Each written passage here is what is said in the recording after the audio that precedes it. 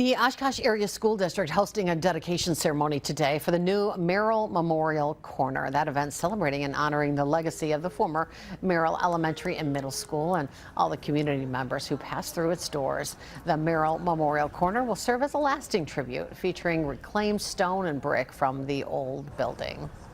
The M is from the old building, a concrete casting from the old building, and we think that's an important piece just to be able to carry forward, and also be able to, again, just memorialize the great legacy of service that we've had. We had generations of kids that formed friendships here, had their school, their junior high and middle school experiences here, really formidable years, and that happened for decades and decades.